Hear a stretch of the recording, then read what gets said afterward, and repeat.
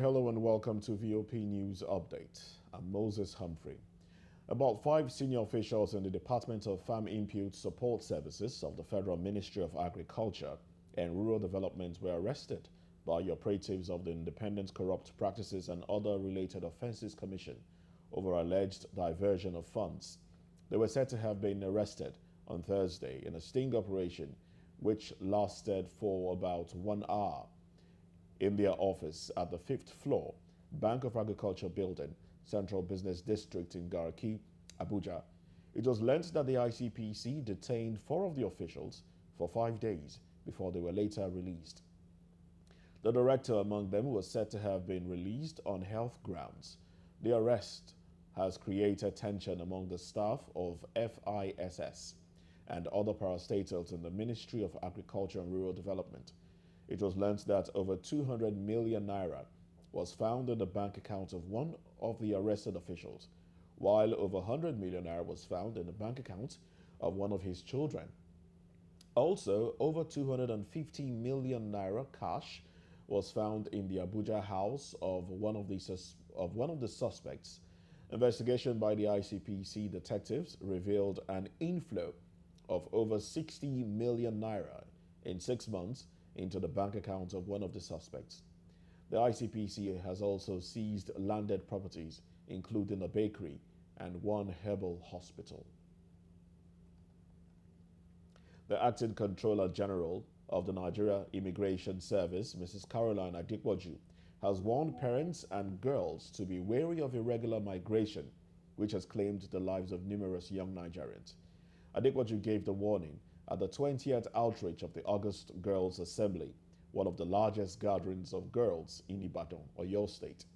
Adepoju noted that illegal migrants face many difficulties, such as harsh weather conditions and predators who either feed on them or harvest their organs for sale.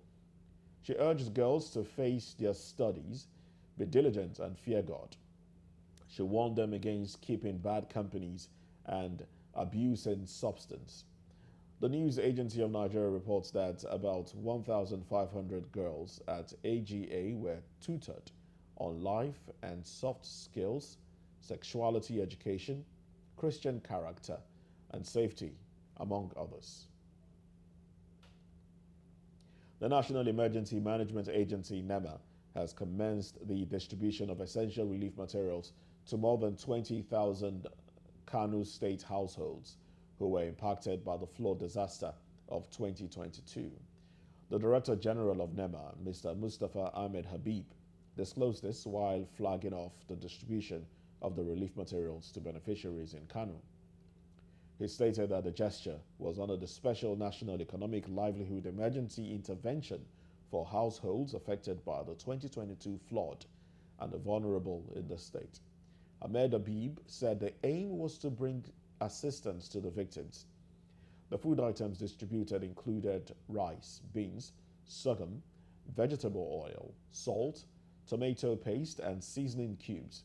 He listed the non-food items to include mosquito nets, nylon mats, blankets, mattresses, plastic buckets, sets of cooking pots, toiletries, and cooking stove.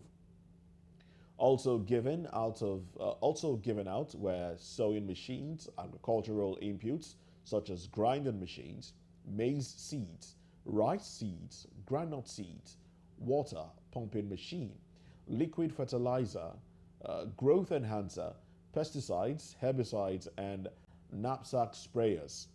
Hamid Habib advised the beneficiaries to make proper use of the items to improve their socioeconomic conditions, warning against selling the items.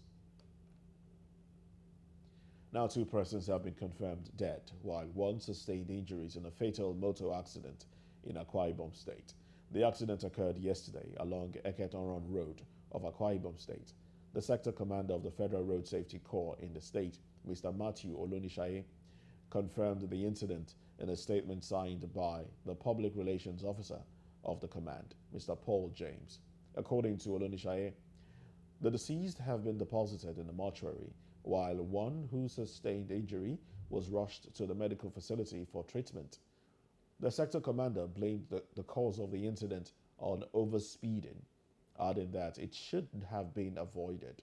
He warned all road users against such actions that could undermine the safety of the road users, as any life lost cannot be recovered. As part of palliatives to ease the pains of fuel subsidy removal, the Lagos State General Hospital and primary health centers will be providing free antenatal care and child delivery services to expectant mothers, including cesarean sections. The permanent secretary in the Ministry of Health, Dr. Olusegun Ogboye, who monitored compliance at the Fakoijaye and the Solo General Hospitals during the weekend, stated that the measure would help improve maternal and child health indices.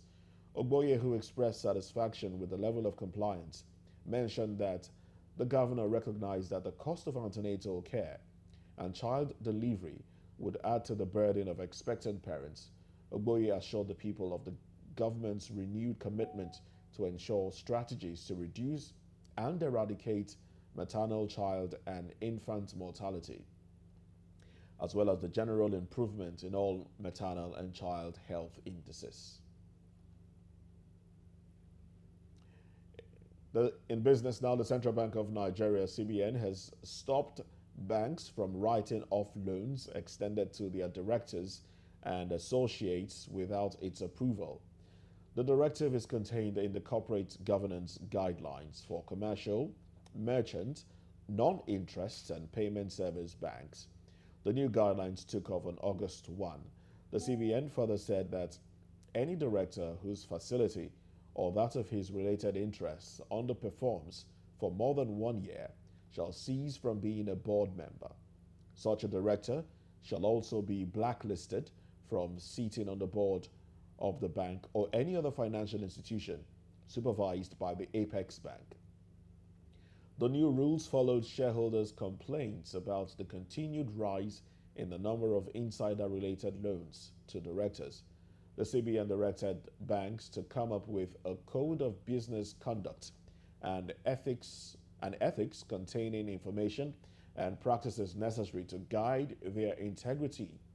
The code, according to the CBN, shall also take into account the legal obligations and reasonable expectations of their stakeholders, as well as the responsibility and accountability of individuals reporting unethical practices. The CBN also stated that the code should be reviewed at least once every 3 years. Besides, the CBN has directed banks to establish a policy on insider trading and related party transactions by directors, senior executives, and employees. The policy must be published on the bank's website. In the foreign news now, a Russian warship yesterday fired warning shots at a cargo ship in the Black Sea that was heading to Ukraine. Now, this is the first of such incidents since Russia left the UN-brokered grain deal, which had guaranteed safe passage for ships exporting goods from Ukraine. Despite the ongoing war, Russia's defense ministry disclosed in a statement to TASS, its state news agency, that it fired warning shots after the cargo ship would not stop for inspection. After the ship was forcibly stopped and inspected, it continued to its destination. In entertainment now, the Big Brother Naija All Stars has evicted another housemate from the ongoing reality show.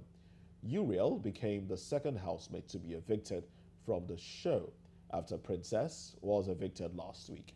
Uriel and Sheyi were the bottom two housemates with the least number of votes, upon which the jury would save one and eject the other from the show. The jury, consisting of Teddy A, Lekon, and Diane, unanimously agreed that Uriel deserved to leave the show. Well, that's it for lovers of Big Brother Naija. And that's it on News Update on VOP TV. We'd like you to subscribe and engage us on YouTube. It's Voice of the People TV. And on other social media channels, we are at VOP TV Live. I'm Moses Humphrey. Good morning.